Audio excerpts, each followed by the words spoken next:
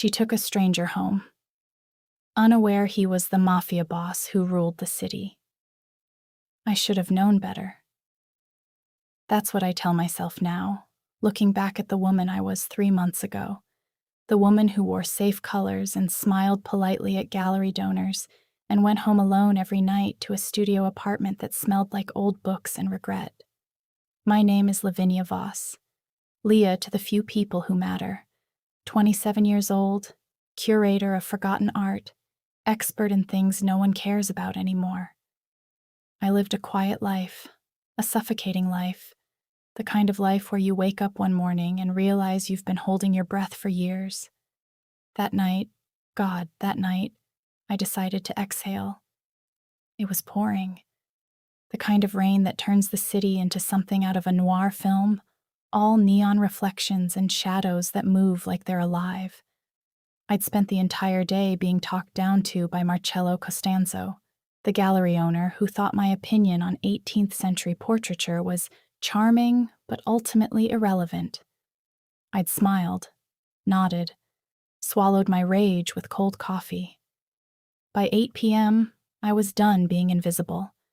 I went home, pulled out the one dress I owned that made me feel dangerous, crimson, backless, the kind of dress that says I dare you, and walked into the velvet shadow like I belonged there.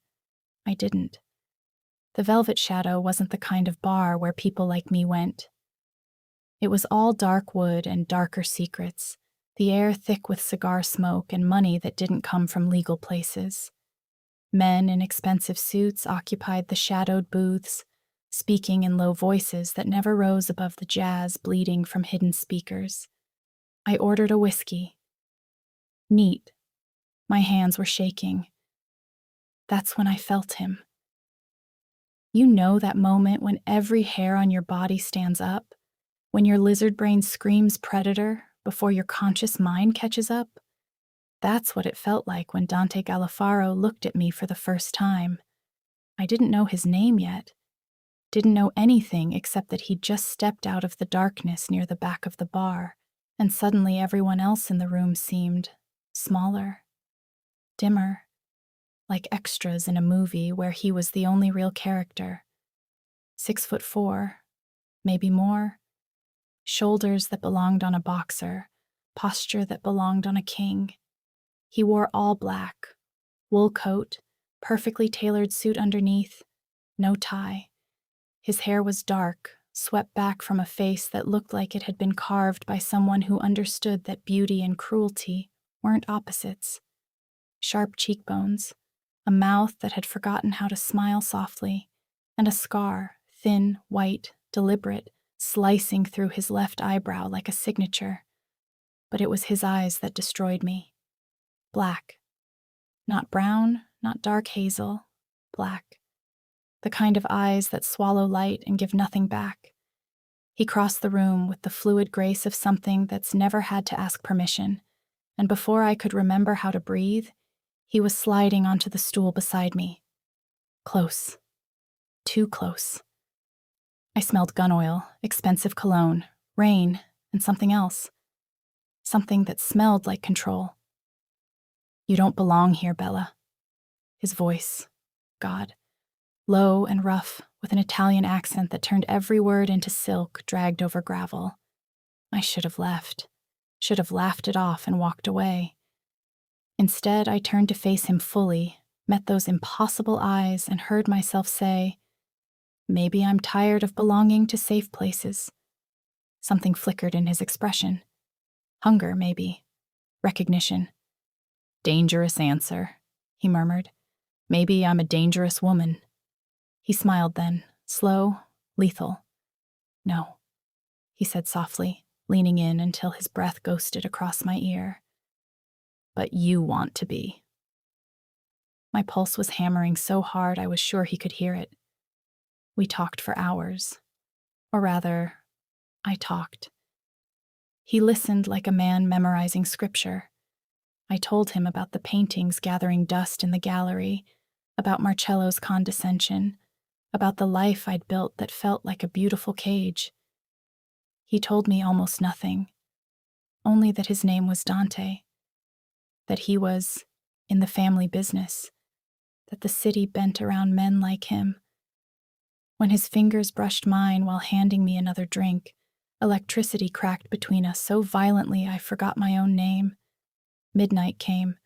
The rain kept falling.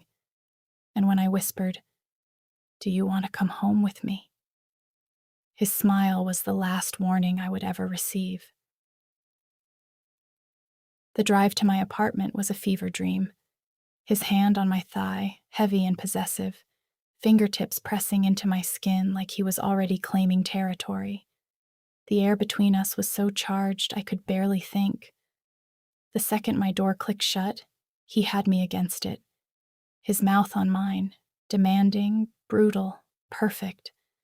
Hands stripping crimson silk from my body like he'd been planning this from the moment he saw me.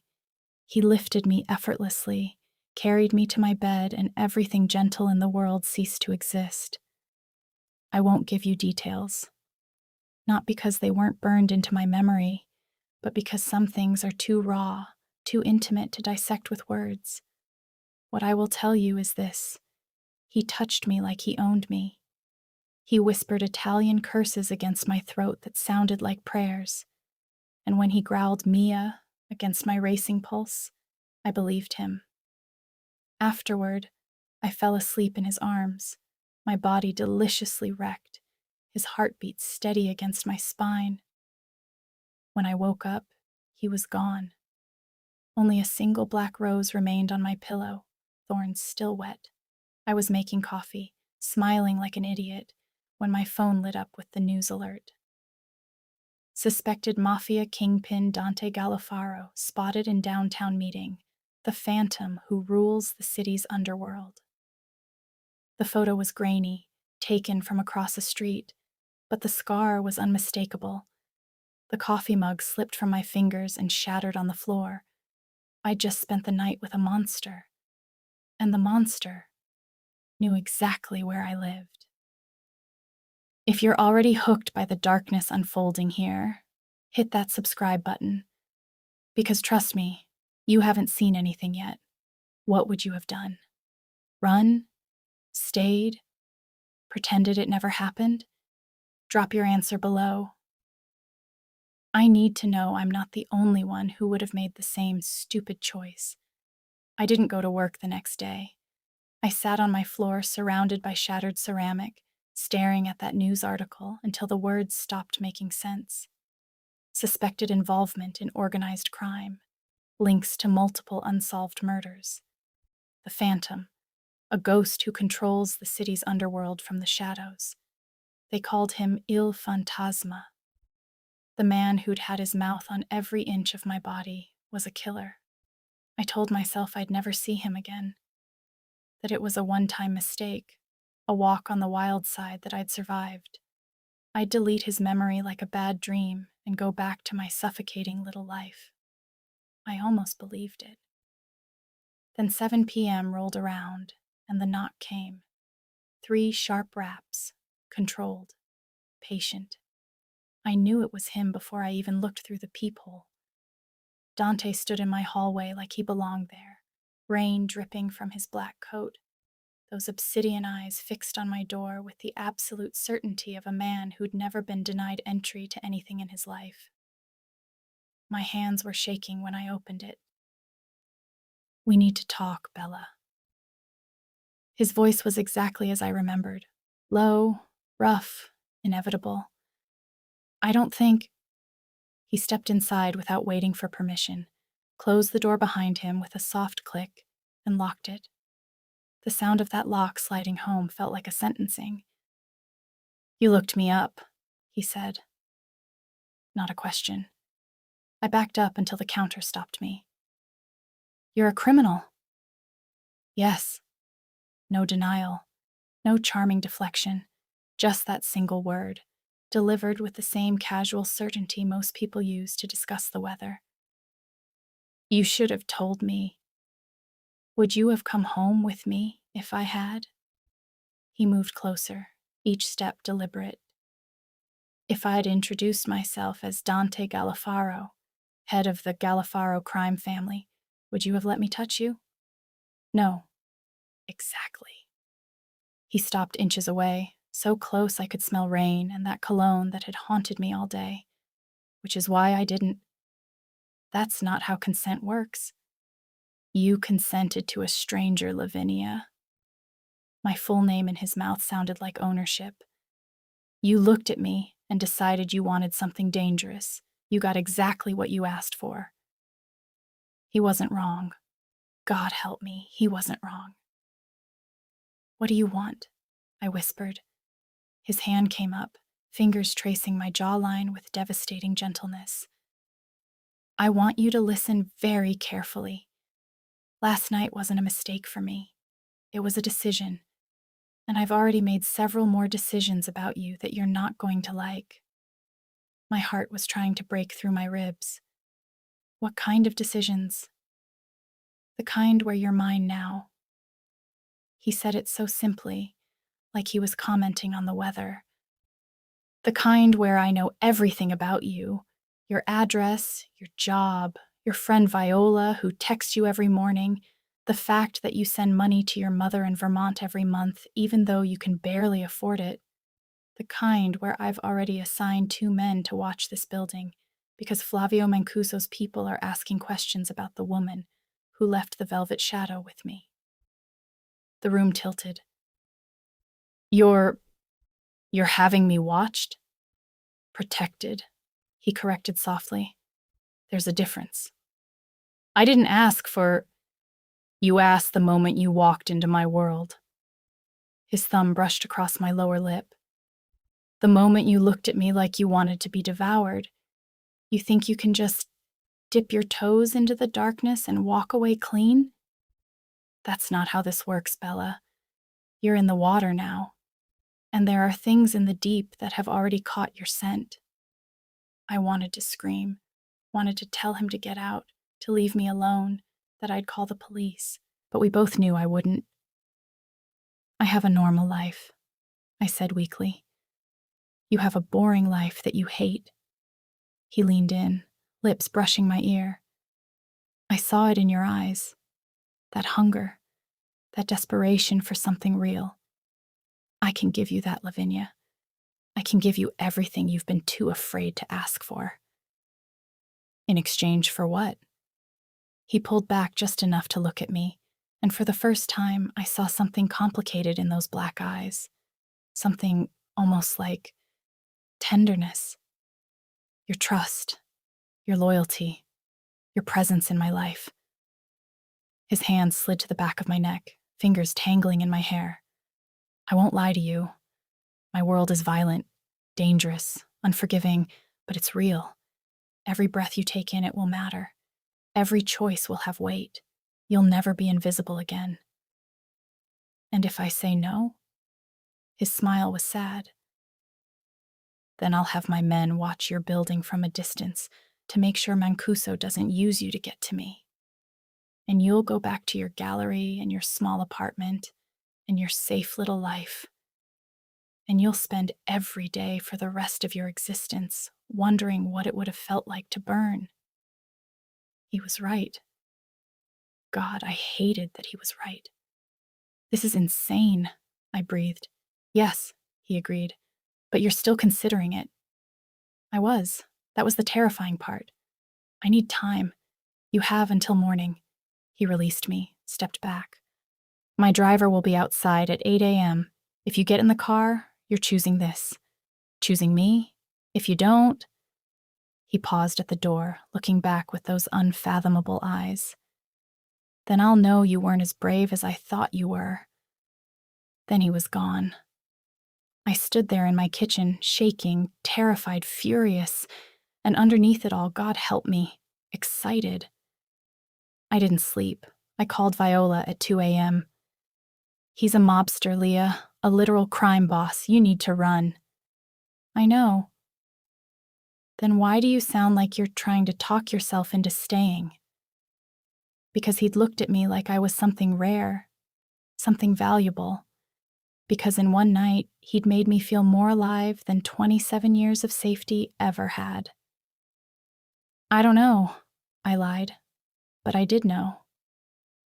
At 7:55 a.m., I was standing outside my building in jeans and a leather jacket, one bag over my shoulder, when the black Mercedes pulled up.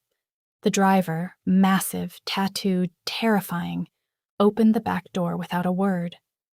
I took a breath and got in. The drive took 40 minutes.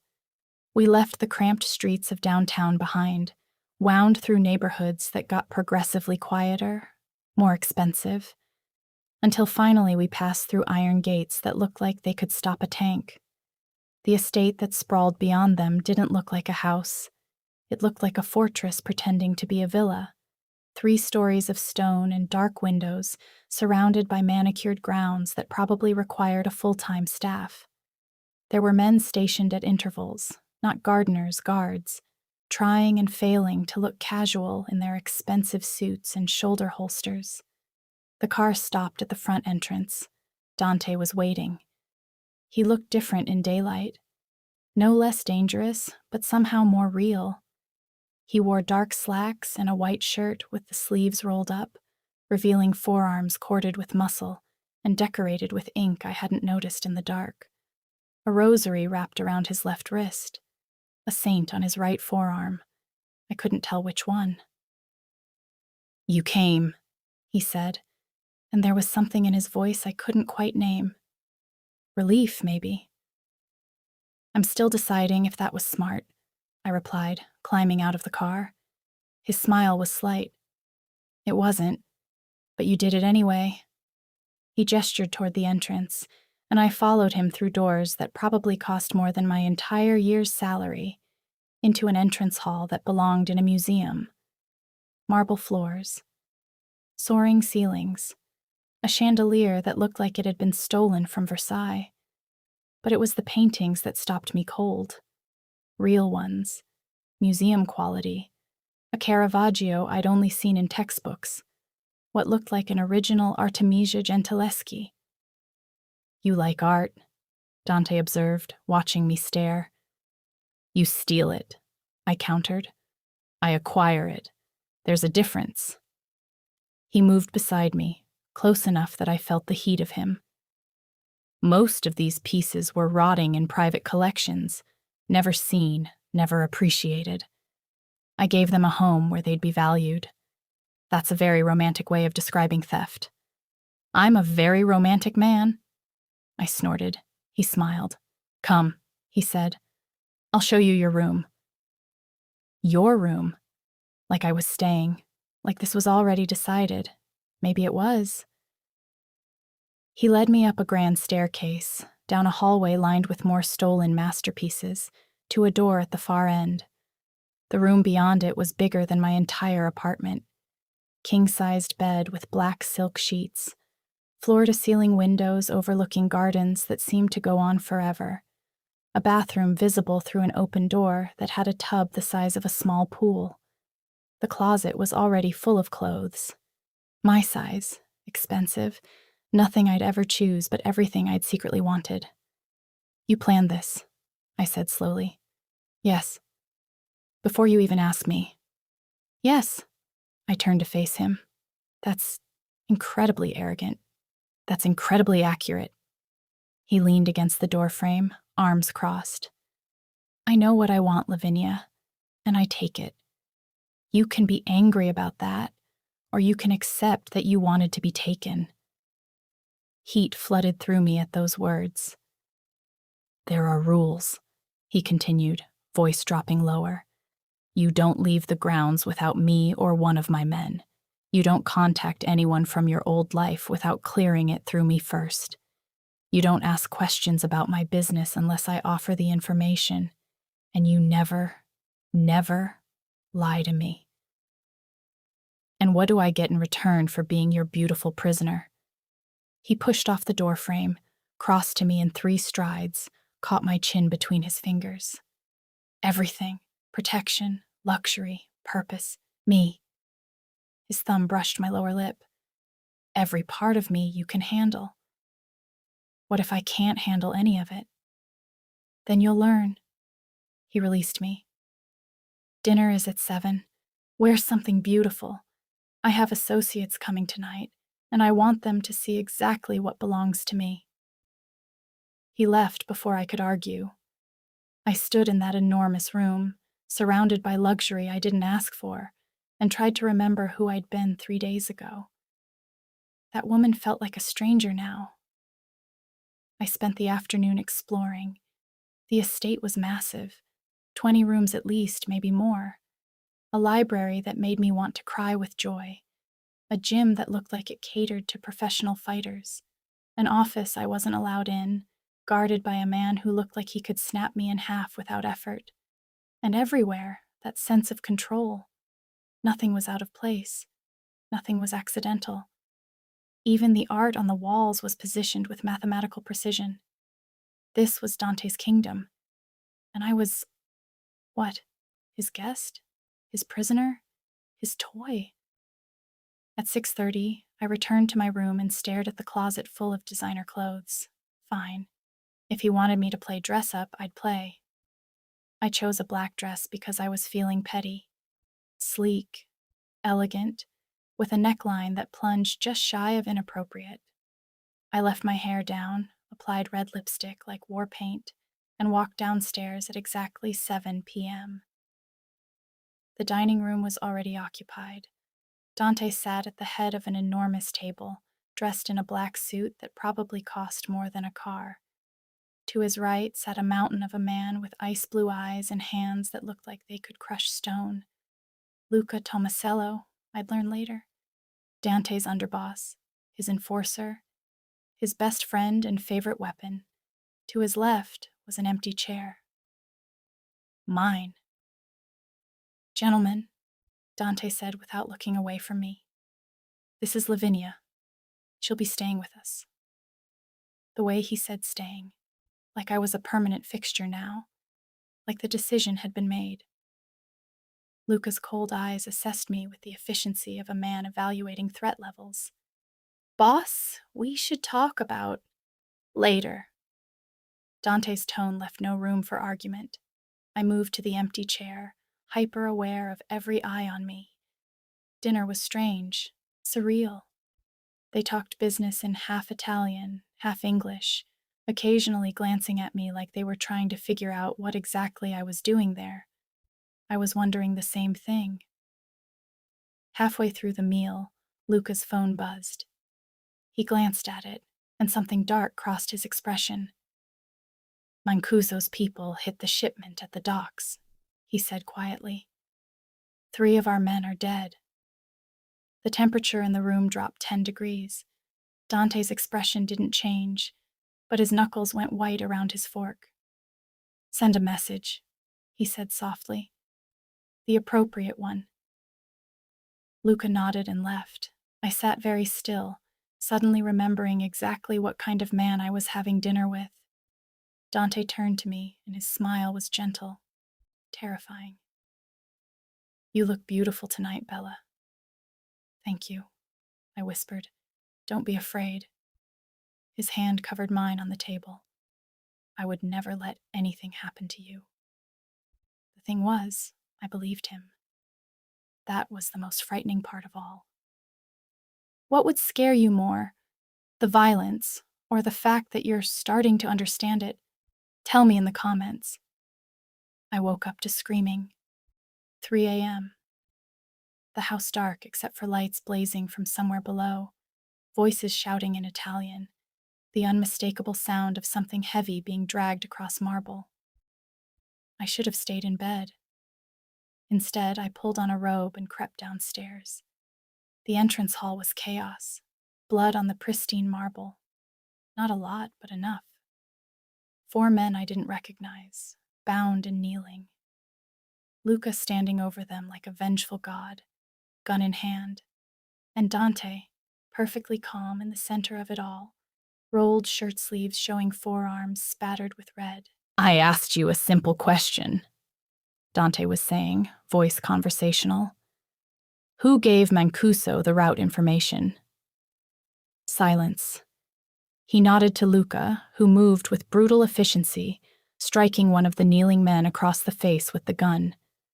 The crack echoed through the hall. That's when Dante saw me. His expression shifted, something almost like regret flickering across his features before he schooled them back to neutral. Upstairs, Lavinia. What are you— Now! I fled. Back to my room, door locked, sitting on the bed with my heart trying to break through my ribs. I heard more shouting, a gunshot that made me flinch so hard I bit my tongue. Then silence. 20 minutes later, Dante knocked. I didn't answer. He came in anyway, because of course he did. Because locks meant nothing when you owned the entire kingdom. He'd showered, changed. The blood was gone. He looked perfectly civilized in fresh clothes, hair still damp, as he crossed to where I sat trembling on the bed. "I'm sorry you saw that," he said quietly. "Are they dead?" "2 of them." My stomach turned over. "The other 2 will spread the message." He sat beside me, not touching, just present. "This is my world, Lavinia. You needed to see it eventually. You killed them. They betrayed me. Got 3 of my men murdered. Yes, I killed them. No shame, no justification, just fact. This is what I am. What I do. I told you it was violent. Knowing and seeing are different things." "Yes." He was quiet for a moment. "If you want to leave, I'll have someone drive you home tomorrow. No judgment, no consequences. You're not a prisoner here, Bella. You can walk away." I looked at him. Really looked. Searching for the monster I should be seeing. But all I saw was a man with tired eyes and bloody hands who'd just offered me freedom, even though I could see how much it would cost him to let me go. "I don't know what I want," I whispered. "Then stay until you figure it out." He stood to leave, and my hand shot out, catching his wrist. "Stay." Something vulnerable flickered across his face. "Lavinia, just stay, please. I don't want to be alone right now." He hesitated, then nodded. He lay down beside me on top of the covers, fully dressed, careful not to touch me. We stayed like that for a long time, him staring at the ceiling, me watching his profile in the darkness, both of us pretending this was normal. "My father was Galifaro," he said suddenly. "My mother was nobody. A waitress, he got pregnant and abandoned. I grew up in poverty while he built an empire. When I was 16, I walked into his office and told him I was his son. He laughed at me." I stayed quiet, sensing he needed to get this out. So I spent the next 8 years proving I was better than him, smarter, more ruthless, more strategic. I took everything he built and made it mine. When he finally died 3 years ago, I didn't go to his funeral. But I wear his ring. He held up his hand, showing me a heavy gold signet ring I'd noticed before. "So, everyone remembers that I conquered the man who tried to erase me." "That's why you're so controlled," I said softly. "You had to be. Control is survival in my world. Emotion is weakness." He turned his head to look at me. "And then you walked into my bar wearing red like a dare, and I felt something I haven't felt in 15 years. What? Want. Real want. Not strategic acquisition, not power play, just wanting something for the sake of wanting it." His hand found mine in the darkness.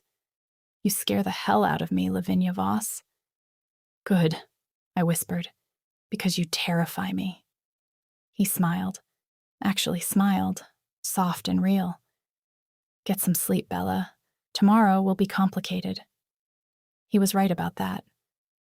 Tomorrow came with a phone call that changed everything. I was having coffee in the enormous kitchen, trying to pretend I belonged there, when Dante's phone rang. I watched his expression shift from neutral to something dark and focused. "When?" Pause. "How bad?" Longer pause. "I'll handle it." He hung up, stared at the phone for a moment, then looked at me. "Your mother is in the hospital. Stroke. She's stable, but it's serious." The coffee cup slipped from my fingers. I have to go to Vermont. I know. We leave in an hour. My jet is faster than commercial. I stared at him. You have a jet.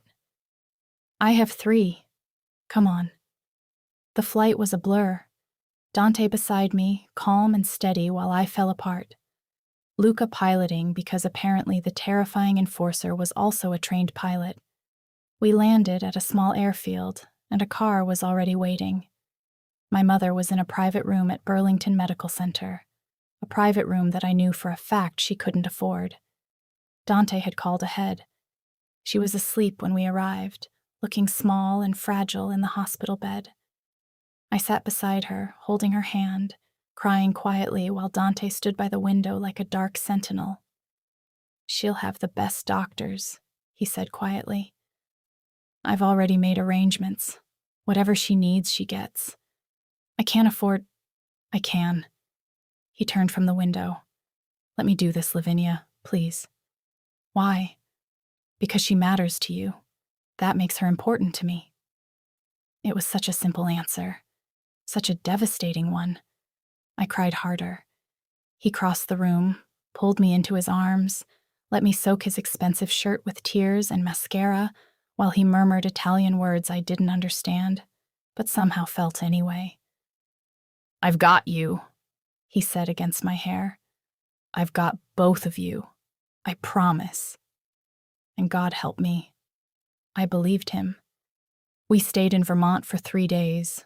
Dante rented a house near the hospital, rented probably meaning bought outright, and I spent every waking hour at my mother's bedside while she slowly improved. The doctors said it could have been so much worse. Said she was lucky. I knew better. She was lucky because a Mafia boss had decided I mattered. On the 3rd evening, sitting on the porch of the rented house, I finally asked the question that had been haunting me. Why me, Dante? Really?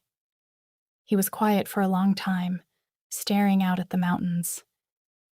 You looked at me like I was a man, he finally said. Not a boss, not a title, not a weapon, just a man.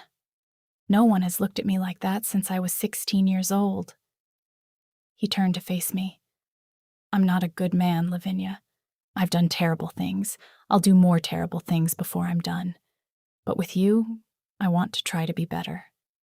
I don't need you to be better. I know. That's why I'm trying anyway. We flew back to the city the next morning, and when we landed, Dante's phone was full of messages that made his expression turn to stone. What is it?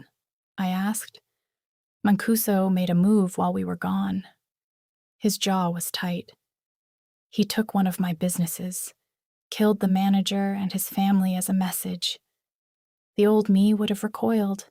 The new me, the one who'd spent 3 days watching a monster be gentle with my dying mother, felt something different stir in my chest. Rage. What are you going to do? I asked. Dante looked at me for a long moment, something calculating in his expression. I'm going to remind him why they call me the Phantom. He paused. And you're going to help me do it. Absolutely not. Luca's voice was flat, final, the way you'd speak to someone suggesting you jump off a bridge. We were in Dante's office. Dark wood, leather furniture, walls lined with maps marked with territories and pins that probably represented things I didn't want to know about. Luca stood like a wall of muscle and disapproval, while Dante sat behind his desk, utterly calm. I stood between them, feeling like a bone being fought over by wolves. She's a civilian, Luca continued, ice blue eyes fixed on his boss. You bring her to the meeting with Mancuso's intermediaries. You paint a target on her back that never comes off. The target's already there, Dante replied evenly. Mancuso knows about her.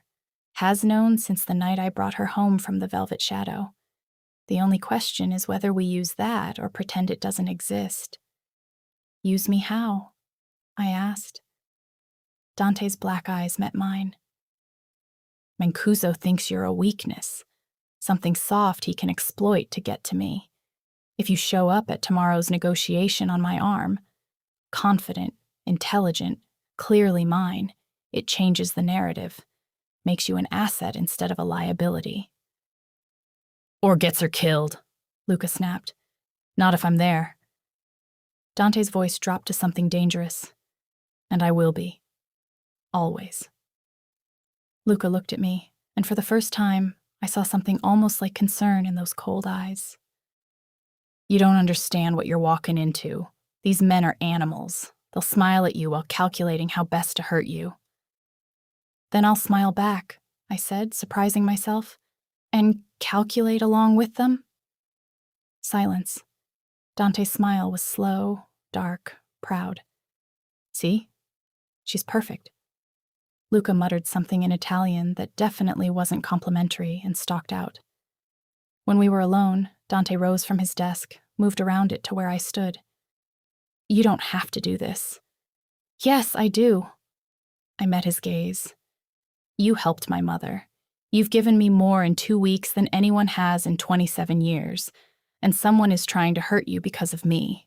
So yes, I'm doing this. His hand came up, cupping my face with devastating gentleness. You're becoming dangerous, Lavinia Voss. Good, I whispered. Maybe I was always meant to be. He kissed me then, not gentle, not soft, but claiming, possessive. A kiss that tasted like gunpowder and dark promises. When he pulled back, his eyes were molten. Wear black tomorrow, and that necklace I left in your room. What necklace? But he was already walking away, leaving me breathless and confused and somehow hungry for whatever came next. The necklace was waiting on my bed, diamonds and black opals arranged in a pattern that looked almost like a rosary. Beautiful, deadly, the kind of jewelry that cost more than most people made in a lifetime. Viola would have told me to run. I put it on and admired how it looked against my skin. The meeting was at a restaurant Dante owned. Neutral territory, he explained.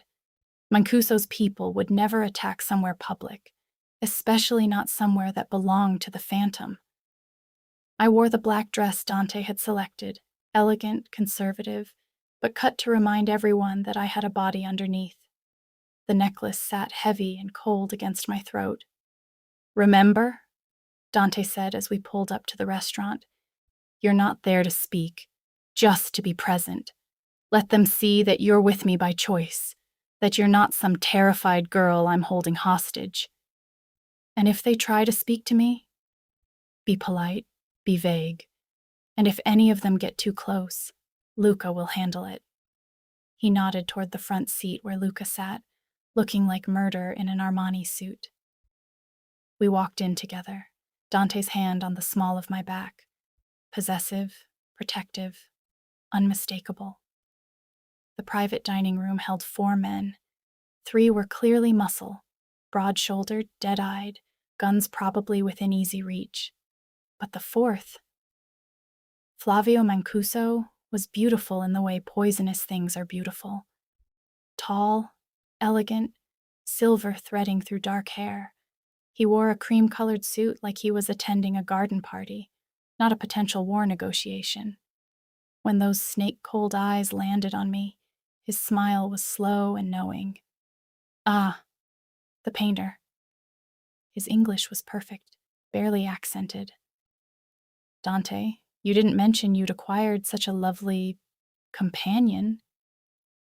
There's a lot I don't mention to you, Flavio, Dante replied smoothly, pulling out a chair for me. Sit down. Let's talk business. The next hour was masterclass in civilized violence. They spoke in euphemisms and careful phrases, but I understood the subtext. Mancuso wanted 3 of Dante's territories. Dante wanted Mancuso to stop breathing. They were negotiating the space between those 2 positions without ever explicitly saying what they meant. I sat quietly, sipping wine I couldn't taste, hyper-aware of Mancuso's eyes drifting to me every few minutes. Tell me, Miss Voss, he said suddenly, ignoring Dante's warning look. How does someone like you end up with someone like him? Everyone went still. I walked into the right bar at the right time, I said calmly. Or the wrong one, depending on your perspective. His smile widened. And you're staying voluntarily? A woman of education and culture, choosing to live with a killer? I'm choosing to live with a man who keeps his promises. I met his eyes directly. Something I suspect you wouldn't understand, Mr. Mancuso. The temperature in the room plummeted. Then Mancuso laughed, genuine, delighted. Oh, Dante, she has teeth. How refreshing. He stood, smoothing his suit. This has been illuminating. We'll be in touch regarding the territories. We're not done, Dante began. We are for now. Mancuso's eyes found mine again. It was a pleasure, Miss Voss. I do hope we'll meet again, under more private circumstances. The threat was unmistakable. So was Dante's response. He rose slowly, moving between Mancuso and me with the fluid grace of a predator. If you or any of your men come within 100 feet of her, I'll mail you their fingers, then yours. Are we clear? Crystal. Mancuso's smile never wavered. Good evening, Phantom. He left with his men. The moment they were gone, Luca exploded. He just threatened her directly in front of you. I know. Dante's voice was ice, which means he's more desperate than I thought. Good. Good? I asked shakily. He turned to me, and his expression softened. You did perfectly. Better than perfectly. You challenged him, showed him you weren't afraid, made yourself memorable. His hand cupped my face. He won't underestimate you now, which makes you safer, not more endangered. I don't understand your world. You're learning. He kissed my forehead. Come on, let's go home. That night, I couldn't sleep. I kept seeing Mancuso's smile, kept hearing the threat in his voice, kept wondering if I'd just signed my own death warrant by being clever. Around 2 a.m., I gave up and went downstairs. The house was quiet, but light spilled from under the door to Dante's office. I knocked softly. Come in, Bella. Of course he knew it was me. He sat behind his desk, shirt sleeves rolled up, a tumbler of whiskey in hand, staring at maps and papers with the focused intensity of a man planning a war. Can't sleep? He asked without looking up. Nightmares. About Mancuso? About a lot of things. He finally looked at me, and something shifted in his expression. Come here. I crossed the room, and he turned his chair to face me, pulling me down to straddle his lap. His hands settled on my hips, heavy and warm through the thin fabric of my sleep shirt. You were magnificent tonight, he murmured, voice dropping to that rough register that made heat pool in my stomach. Watching you stare down Flavio Mancuso, I wanted to fuck you right there on the table in front of all of them. My breath caught. Dante, tell me no if you want me to stop. His hands slid up my sides. Tell me you don't want this, and I'll let you go back to your room. But if you stay... His mouth found my throat, teeth grazing. I'm not going to be gentle. I should have left. Should have maintained some boundary between us. Instead, I threaded my fingers through his hair and pulled his mouth to mine. The kiss was explosive, desperate. His hands were everywhere, stripping my sleep shirt over my head, cupping my breasts, thumbs circling until I was gasping into his mouth. I worked at the buttons of his shirt with shaking fingers, needed to feel his skin against mine. He stood without warning, lifting me with him, sweeping papers off his desk with one arm and setting me down on the cool wood. I wrapped my legs around his waist, pulling him closer, needing more friction, more pressure, more. You're driving me insane, he growled against my collarbone. Every day you're here, wearing my clothes, sleeping in my house, smelling like you belong to me. Maybe I do, I gasped as his hand slid between my thighs. He froze, eyes going black and feral. Say that again. Maybe I belong to you. Something shattered in his control. What followed was fire and possession and the complete obliteration of any remaining boundaries between us. He took me on that desk like he was trying to brand himself into my soul, and I let him, clinging to him while the world narrowed to just the two of us and the electricity burning between us. After, we lay tangled together on the leather sofa in his office, both breathing hard, clothes scattered across the floor. This changes things, he said quietly, fingers tracing patterns on my bare shoulder. I know. You're not a guest anymore, not a responsibility. He turned my face toward him. You're mine now, Lavinia, completely, and I don't share. Good, I whispered. Neither do I. His smile was possessive and dark and everything I'd been afraid to want. Then welcome to the family, Bella, for better or worse. Mostly worse, I was learning, but I'd never felt more alive. Morning came with blood. Not mine, not Dante's. But there was blood on the front steps when I went down for coffee. A smear, deliberate, forming letters I couldn't read but understood anyway. Your painter girlfriend sends her regards. My stomach dropped. Luca! Dante's voice echoed through the house, razor sharp with controlled fury. He was already dressed, phone pressed to his ear, barking orders in rapid Italian while his free hand pulled me back from the door. Don't touch it! Don't go near it! Is that a threat? My voice sounded small. It's a message. His jaw was granite. From Viola Reed.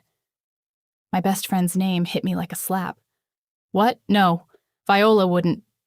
Luca, I need everything on Viola Reed. Now.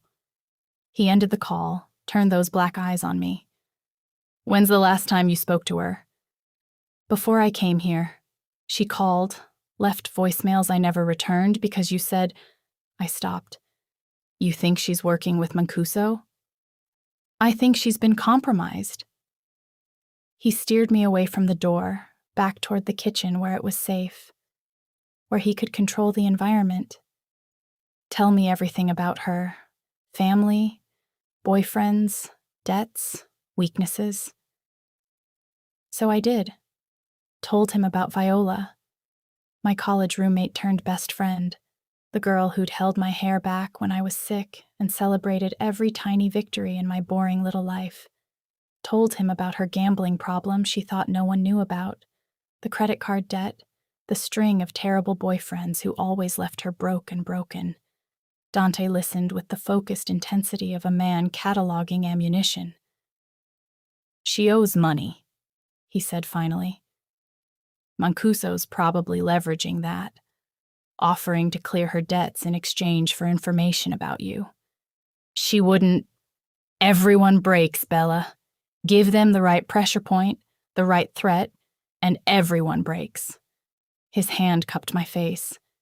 It doesn't mean she's evil, just means she's human. Luca appeared in the doorway, tablet in hand.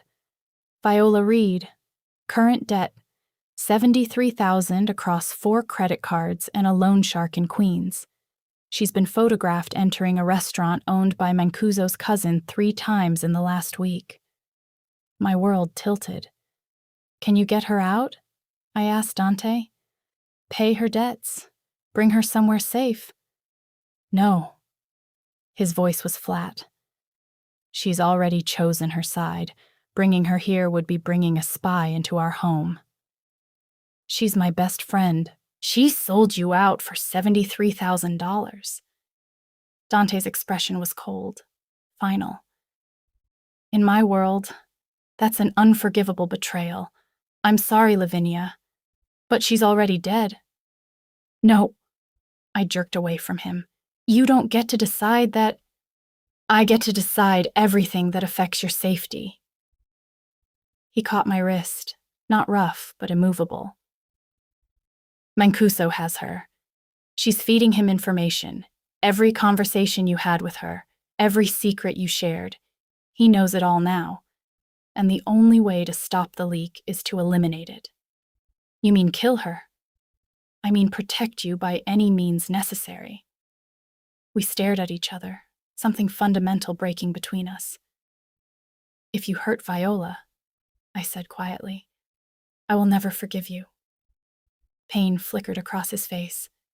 Then it was gone, replaced by the cold mask of the phantom. Then I guess you won't forgive me. He released my wrist. Luca, handle it, quietly. No. I turned to Luca, desperate. Please, there has to be another way. Those ice blue eyes were almost pitying. There isn't. I'm sorry. They left me standing in the kitchen, shaking with rage and grief, and the horrible realization that I'd entered a world where friendship meant nothing against survival. I ran upstairs, locked myself in my room, and called Viola. She answered on the second ring. Leah? Oh my God, I've been so worried. Are you okay? Where are you? Her voice was normal, concerned, exactly like my best friend. Vi, you need to run. Right now, get out of the city. What? Why? What's happening? Dante knows. About Mancuso, about the money. He's sending people. Leah, slow down. I don't understand. Just run, Vi. Please. I'll explain everything later, but you have to go now. The line went dead. I stared at my phone, heart hammering, then jumped as my door crashed open. Dante stood there, face carved from fury. What did you do? I warned her. She's my friend. She's the enemy. He crossed the room in 2 strides, catching my shoulders. Do you understand what you just did? You told her we know. Now she'll tell Mancuso. Now he knows we're coming. You just got Luca killed. I flinched like he'd struck me. I couldn't just let you. You could! His grip tightened. You should have. In my world, loyalty to me comes before everything. Before friendship, before family, before your own conscience. I thought you understood that. I'm not one of your soldiers, I shoved at his chest. I'm not built for this world where people are just assets to be eliminated. Then you shouldn't have chosen to stay in it. The words hung between us like broken glass. Slowly, Dante released me, stepped back. When he spoke again, his voice was controlled, distant. Luca will extract himself. He survived worse. He moved toward the door. But understand this, Lavinia. You just proved that you can't be trusted with sensitive information. From now on, you're not part of any conversations involving business. You're not in any meetings. You're just here, safe, isolated, ignorant. So I'm a prisoner now. You were always a prisoner. I was just kind enough to pretend you had choices. He paused at the door. Someone will bring your meals. Don't leave this room. Then he was gone. I sank onto the bed, shaking, feeling the walls of my beautiful cage close in. 2 hours later, my phone buzzed. Unknown number. Text message. I can get you out. Midnight. Eastgate. Come alone. I stared at it, mind racing. It could be a trap. Could be Mancuso using Viola's phone. Could be the thing that got me killed. Or it could be my best friend, terrified and trying to help. I thought about Dante's face when he'd called her the enemy. Thought about Luca's cold eyes. Thought about spending the rest of my life in this house, safe and suffocated and slowly going insane.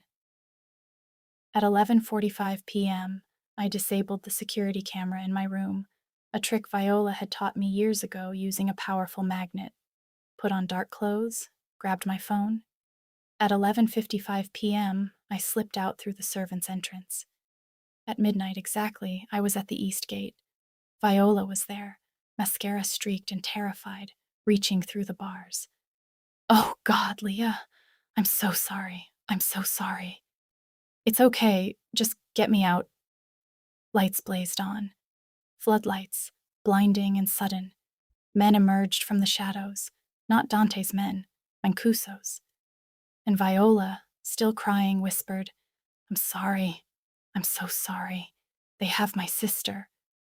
I understood too late. This wasn't a rescue. It was an abduction. Hands grabbed me before I could scream. Something covered my mouth. Cloth, chemical sweet. The world went swimmy and dark. The last thing I saw was Viola's face, devastated and guilty and already grieving. Then nothing. I woke up in hell. Or what passed for it. A basement somewhere, concrete walls, single bulb overhead. My hands were zip-tied to a chair, my head pounded from whatever they'd used to knock me out. And Flavio Mancuso sat across from me looking disappointed. Miss Voss, we meet again. He was still wearing expensive suits, still beautiful in that poisonous way.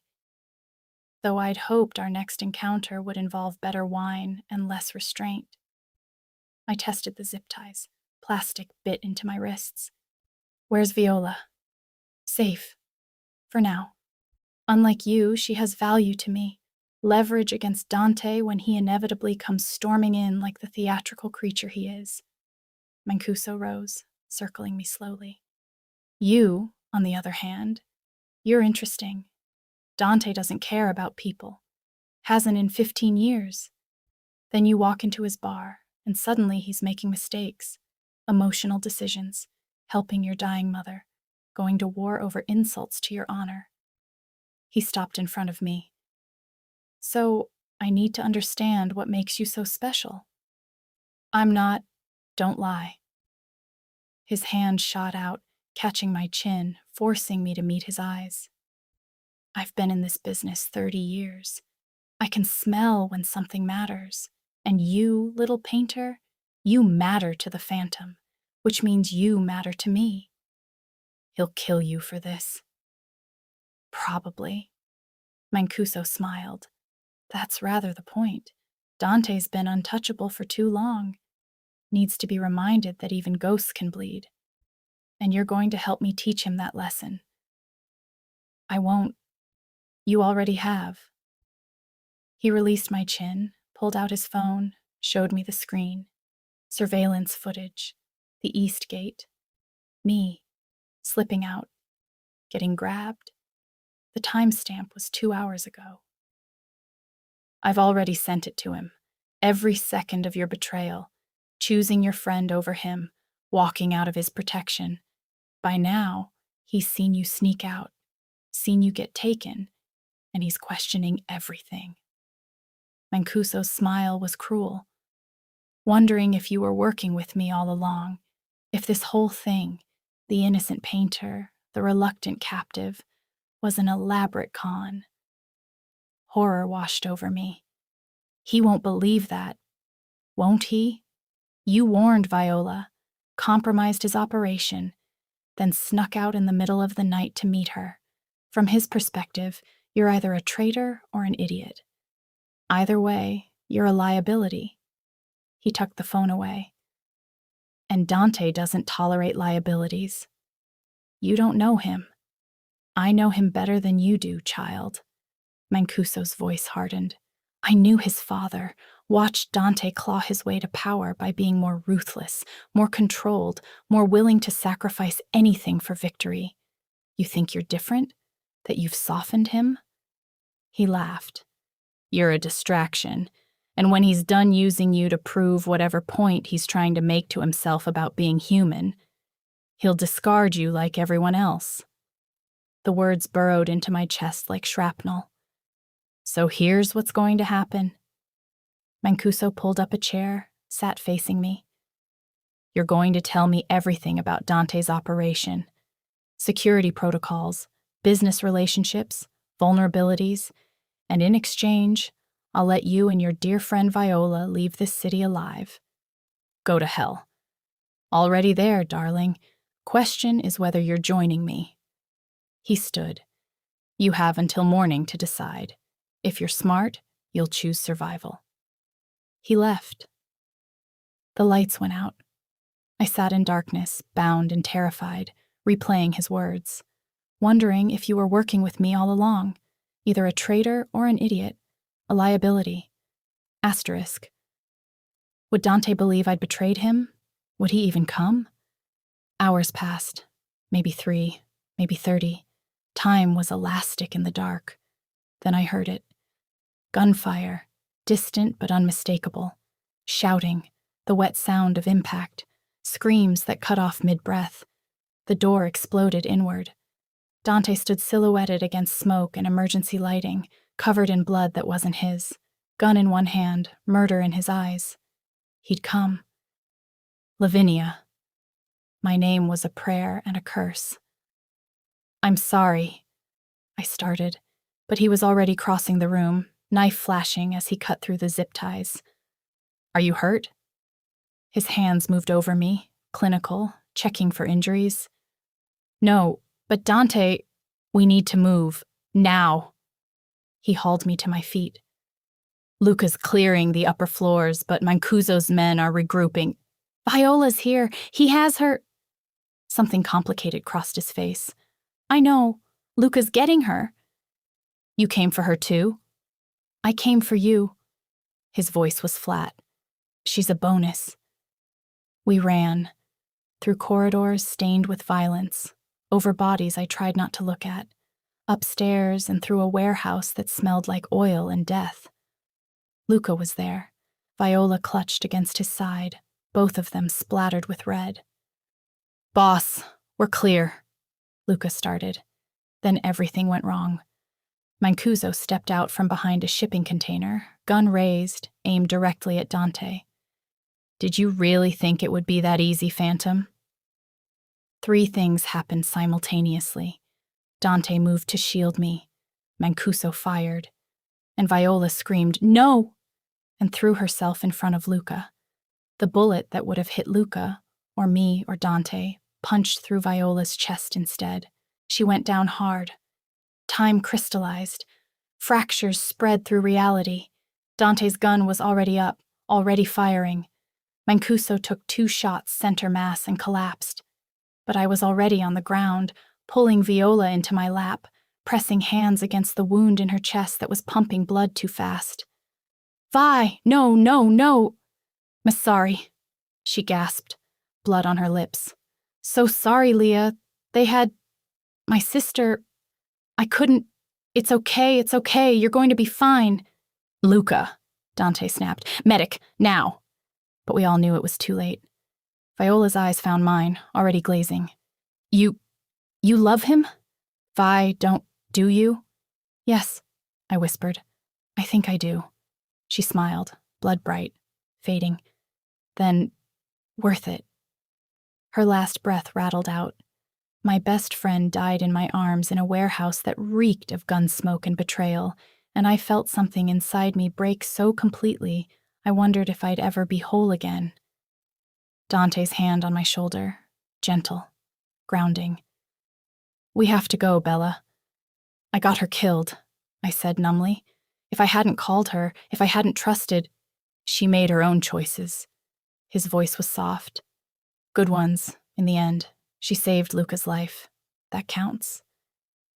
We left her there. Had to. Police were coming. Dante's people would handle the cleanup, the cover story, the disposal of evidence. But I left part of myself in that warehouse with Viola's body. The drive back to the estate was silent. Inside, Dante led me upstairs, started running a bath, began carefully removing my blood-soaked clothes. "I need you to listen to me," he said quietly, kneeling in front of me. "What happened tonight wasn't your fault." "Yes, it was." "No." Firm. Final. "Mancuso set a trap. Used your compassion against you. That's on him, not you." His hands cupped my face. "You did what felt right. Tried to save your friend." "There's no shame in that." "She's dead because of me. She's dead because she made a choice to save someone else. That's how she wanted to go out, as a hero, not a victim." He pressed his forehead to mine. Honor that. Don't let Mancuso's manipulation poison her sacrifice. I broke then. Finally, completely. Sobbed against his chest while he held me, murmuring Italian words that sounded like absolution. Later, much later, when I was clean and exhausted and hollow, he carried me to bed. Dante? Yes, Bella. Did you doubt me when you saw the footage? Silence. For about 30 seconds, he admitted. Then I realized you were too stupidly noble to betray anyone. You snuck out to save her, not to sell me out. He pulled me closer. I'm sorry I doubted you even for a moment. Mancuso's dead. Very. Was it worth it? You're alive. Yes. I turned to face him in the darkness. I don't know how to live in your world. You're learning. His thumb brushed my cheekbone. And you're stronger than you think. I wanted to believe him. Outside, dawn was breaking. Inside, I was still stuck in that warehouse, watching my best friend die. But Dante's arms were steady around me. And for now, that was enough. Would you have trusted Viola, or seen the trap coming? Comment below. I need to know if I'm the only one who would have fallen for it. Viola's funeral was small. Her sister, the one Mancuso had threatened, came. Cried. Thanked me for being there, unaware that I was the reason Viola was in a casket. Dante stood beside me like a dark sentinel, hand never leaving the small of my back, while I recited memories that felt like they belonged to someone else's life. Afterward, standing by the grave, I finally asked the question that had been eating at me. Did you know she'd do it? Throw herself in front of the bullet? Dante was quiet for a long moment. No. I knew she was compromised. Knew Mancuso had leverage, but that final choice, to die protecting Luca, that was all her. He looked at me. She loved you, Lavinia. Enough to betray you under duress, but also enough to die making it right. Most people never love anything that much. Is that supposed to make it hurt less? No. It's supposed to make it mean more. We drove back in silence. The days that followed were strange. Mancuso's death left a power vacuum that Dante moved to fill with ruthless efficiency. There were meetings at the house now. Dangerous men in expensive suits, speaking in coded language about territories and percentages and consequences.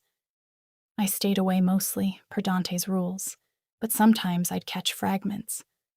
Luca's voice, cold and factual. The Bronx crews are willing to negotiate, Staten Island's being difficult. Dante's response, measured. Then make them less difficult. I don't care how. This was the world I'd chosen.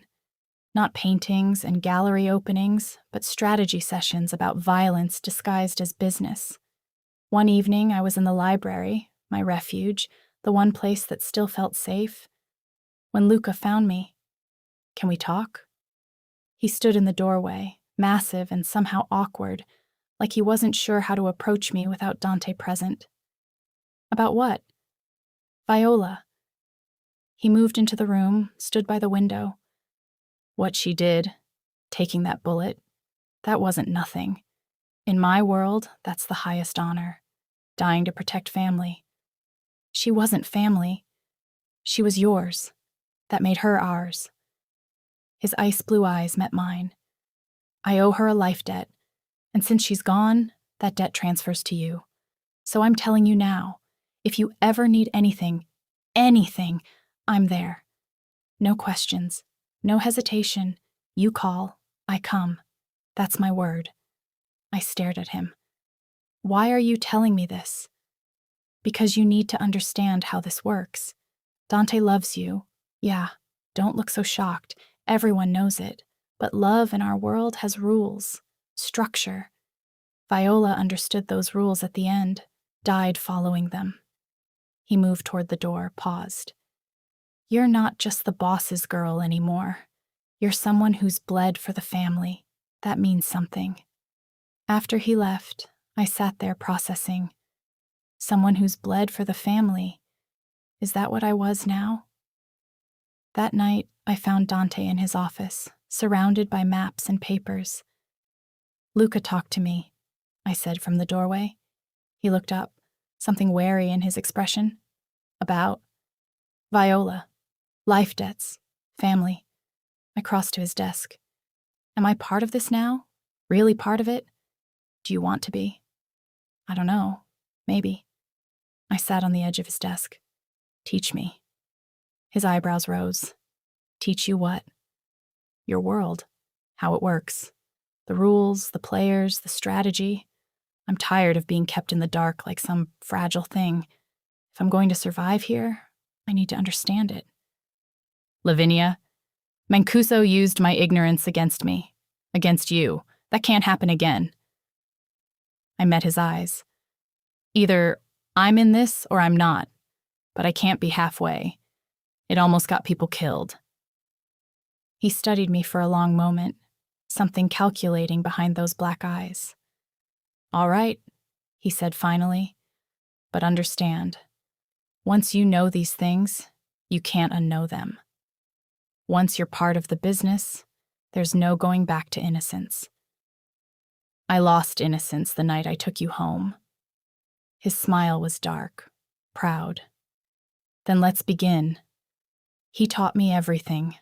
The structure of the organization, who reported to whom, which families were allies, which were enemies, the businesses, both legal and otherwise, the codes they used, the signals, the ways to read a room for threats. "Watch hands," he said one evening, both of us reviewing security footage from a meeting. "Men lie with their mouths constantly, but hands tell you intention. See there? How Giordano's left hand keeps drifting to his jacket. He's nervous, probably armed, probably considering something stupid." "What did you do?" "Had Luca search him. Found a wire. He was working with the FBI." Dante's voice was casual. "He's not a problem anymore." I didn't ask what that meant. I was learning not to ask. Weeks passed. I attended meetings now, sitting beside Dante, learning to read the room like he did, learning when to speak and when silence was more powerful, learning that in his world, everything was leverage.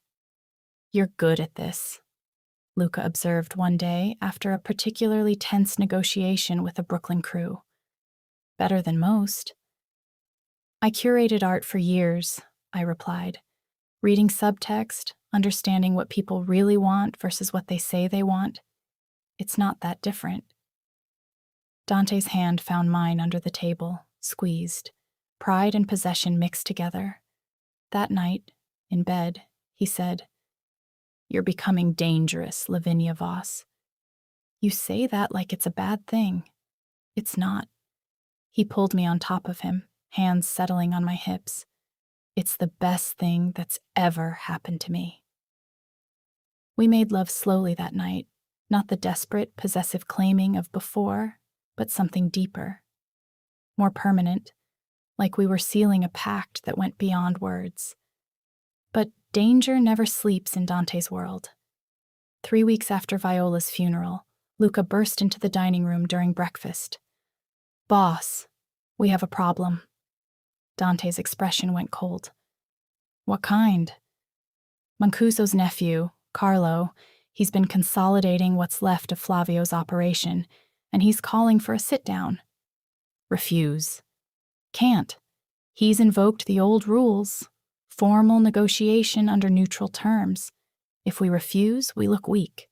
Every family watching will see that we're afraid." Dante's jaw tightened. "Then we accept. Set it up. Neutral ground. Full security." His eyes found mine. "You're staying here." "No." I stood. If this is about what happened to his uncle, about me, then I should be there. "Absolutely not." "Dante." I moved around the table, stood in front of him. "You taught me to read these situations. to understand leverage. If I hide, it looks like we're ashamed, like we know we're guilty. But if I show up, calm, confident, clearly not a victim, it changes the narrative. He stared at me for a long moment. Then he smiled. Slow, dark. The phantom smile. When did you get so ruthless, Bella? I learned from the best. The sit-down was at a restaurant in Little Italy. Neutral ground, old school rules, both sides allowed equal security. Carlo Mancuso was younger than I expected. Early 30s, handsome in a sharp-featured way, expensive suit, eyes full of calculated rage. So you're the painter, he said when I sat down across from him. Dante beside me, Luca looming behind. The woman my uncle died trying to capture. Your uncle died trying to use me as leverage, I corrected. There's a difference. His smile was cold. My uncle was a businessman, perhaps overzealous in his methods, but he didn't deserve to be gunned down in a warehouse. He shot first, Dante said quietly. I simply shot better. Even so, Carlo's attention stayed on me. You cost my family dearly. Respect demands compensation. Here it was, the moment. What kind of compensation? I asked. Territory, the 3 zones in Queens my uncle wanted, and, he paused, a formal apology, public, from you. The table went silent. Dante's hand found my thigh under the table, steadying, trusting me to handle this. I leaned forward, met Carlo's eyes directly. No. His expression hardened. That's not wise. Your uncle kidnapped me, threatened my best friend, got her killed in his scheming. And you want me to apologize? I kept my voice level. I'm sorry your uncle died, but he made choices that led to that warehouse. I won't apologize for surviving them. Then we have a problem. No, I interrupted. We have an opportunity. Your uncle's operation is fractured. You're trying to consolidate, but half his old crews don't respect you yet. You need legitimacy. I glanced at Dante, who nodded slightly. We're prepared to publicly acknowledge that your uncle was a worthy opponent, that his death was honorable, combat between equals. That gives you the respect you need without requiring us to admit fault. Carlo stared at me. Then, slowly, he smiled. You've learned quickly, Miss Voss. I had a good teacher. We negotiated for another hour. Territory concessions, trade agreements, the formal language of the public statement. By the end, both sides had what they needed. As we stood to leave, Carlo caught my arm. A word of advice, Miss Voss. In this world, being the boss's woman makes you a target, but being a player in your own right? He smiled. That makes you terrifying. Choose the latter. Already have, I replied. In the car going home, Dante pulled me across the seat, kissed me hard. You were magnificent, he murmured against my lips. I was terrified. Good. Fear keeps you sharp. He pulled back, eyes searching mine. Are you happy, Lavinia, in this life? I thought about it, about Viola, about violence, about the transformation from invisible gallery curator to Mafia queen. Happy isn't the right word, I said slowly, but alive, real, powerful, yes. Then that's enough, he said, and kissed me like he meant to prove it. Everything fell apart on a Tuesday. I should have seen it coming. Dante was on edge all week, short conversations, meetings behind closed doors, Luca looking grimmer than usual. Something was building, but they kept me out of it. Trust me, Dante said when I asked. This one's too dangerous. I should have pushed harder. Tuesday morning, I woke to an empty bed and the distant sound of arguing downstairs. I threw on a robe, crept to the top of the stairs. Dante and Luca in the entrance hall, both in tactical gear, surrounded by armed men. Can't wait any longer, Luca was saying.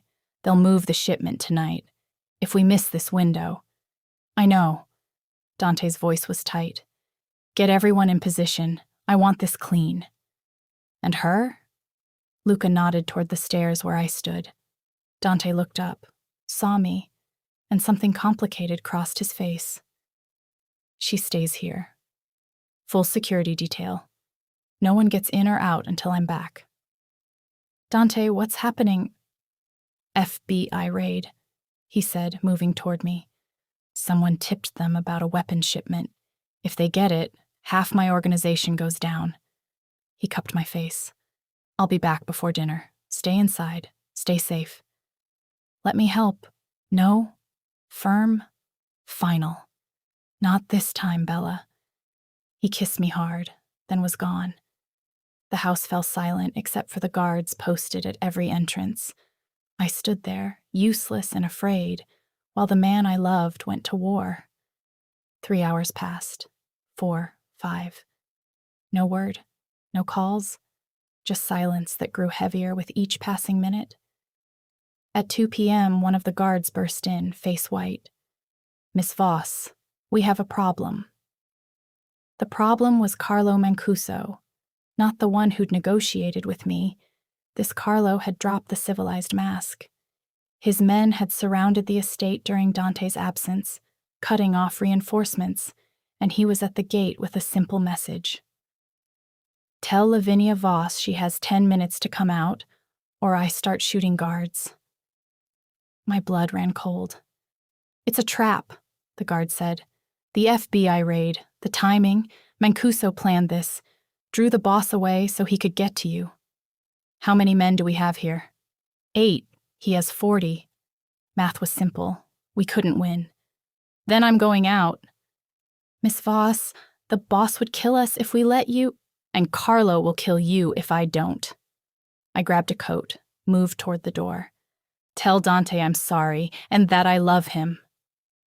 I walked out before anyone could stop me. Carlo waited by the gate, surrounded by armed men, looking pleased with himself. Miss Voss, so good of you to join us. Let's skip the games, Carlo. What do you want? Justice. He moved closer. You humiliated me, made me negotiate like an equal when we both know you're nothing, a painter playing mobster, an actor in a world she doesn't understand. If I'm nothing, why this elaborate trap? His smile was vicious. Because nothing is exactly what you'll be when Dante finds your body, the thing that finally breaks the unbreakable phantom. He nodded to his men. Take her. Hands grabbed me. I fought, kicked, screamed, clawed, but there were too many. They dragged me toward a black van. That's when the world exploded. Gunfire from every direction. Carlo's men dropping, screaming, confused. And then, impossibly, Dante was there, materializing from smoke and shadows like the ghost they called him, gun in one hand, death in his eyes. Get down! He roared. I dropped. Bullets tore through the space where I'd been standing. Carlo dove for cover, his men firing wildly. Luca emerged from the tree line with a tactical team, turning the front drive into a war zone. Dante reached me in seconds, pulling me behind a car. Are you hurt? No, but stay down. He leaned out, fired 3 precise shots. 3 men dropped. This ends now. It was a trap. I know. Got word from a contact 20 minutes ago. Turned around immediately. His jaw was granite. I'm ending this, Lavinia. All of it. No more Mancusos. No more threats to you. I'm burning their entire family to the ground. Dante, no. He looked at me, and his eyes were absolutely certain. You're mine, and I protect what's mine by any means necessary, even if that means becoming a monster. You're not a monster. Yes, I am. He kissed me, hard and desperate. But I'm your monster. Remember that. Then he was gone, moving through the chaos with lethal grace. The battle lasted 12 minutes. When it was over, Carlo Mancuso knelt in the center of the drive, surrounded by bodies, Dante's gun pressed to his temple. "You made a mistake," Dante said softly. "You touched what was mine, and in my world, that carries a death sentence." "She made you weak," Carlo started. "No!" Dante's voice was absolute. "She made me remember why I fight, why I build this empire, why I destroy anyone who threatens it." He cocked the gun. "Any last words?" Carlos spat blood. "See you in hell, Phantom! Save me a seat." The gunshot echoed across the grounds. Carlo Mancuso died the same way his uncle had, quickly, efficiently, without ceremony. Dante stood over the body for a long moment, then turned to me. "It's over," he said. "Really over. The Mancuso family is finished. No more heirs, no more vendetta, just done." I ran to him, threw myself into his arms.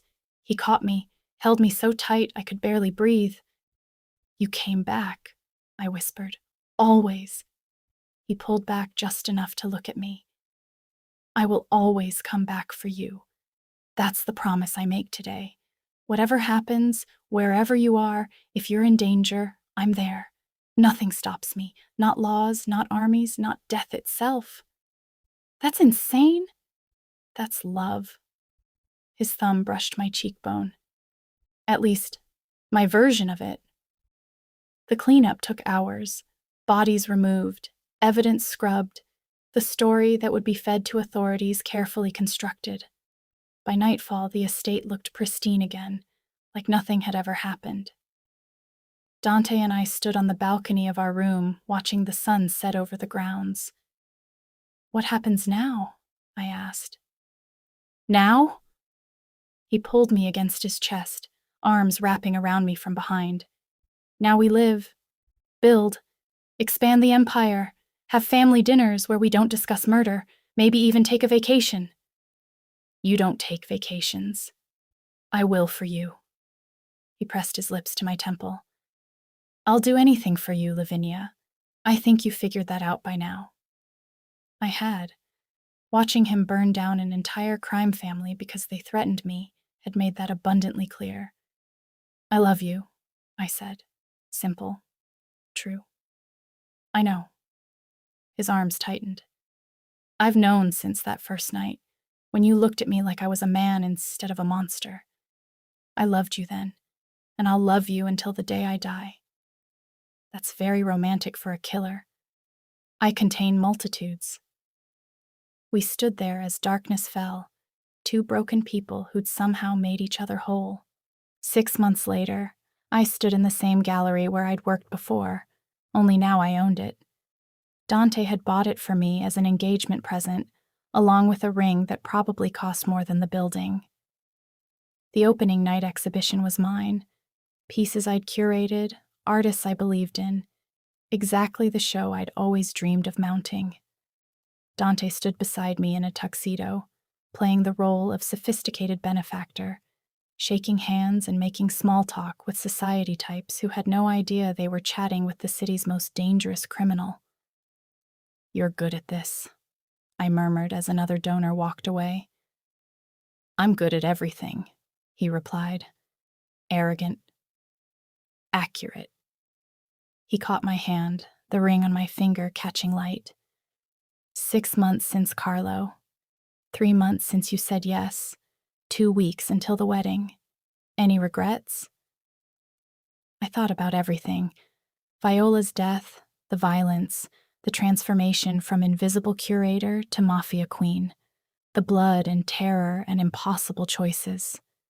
None, I said, and meant it, because I'd walked into a bar looking for one dangerous night and instead found something far more terrifying. A life that mattered, a purpose that burned, a love that would kill and die for me. Dante Galifaro, Il Fantasma, the phantom who ruled the city in blood, he was mine. And I was his. Completely. Irrevocably. Forever. The city could burn. As long as we burned together, I didn't care. The wedding was beautiful, the honeymoon was bloody, but that's another story. For now, this is where we leave Lavinia Voss, the woman who took a stranger home and ended up taking over an empire. If you stayed until the end, thank you. If this darkness calls to you, subscribe. There are more dangerous stories where this came from. Until next time, stay dangerous, beautiful souls. And remember, sometimes the monsters make the best lovers. Thank you for diving into this dark, twisted love story with me. Lavinia and Dante's journey from that rain-soaked night to a blood-stained empire was a wild ride, and I hope you felt every dangerous, heart-pounding moment of it. If this story hooked you, made you question your moral compass, or had you rooting for the beautiful monster and his queen, hit that subscribe button and turn on notifications. Because there are more dark romances, more dangerous men, more women who choose power over safety waiting in the shadows. Drop a comment below. Would you have made the same choice as Lavinia? Would you have stayed in the darkness or run toward the light? I read every comment, and your thoughts fuel the next story. Until we meet again in the dark, stay dangerous, stay curious, and never apologize for wanting more. See you in the next story.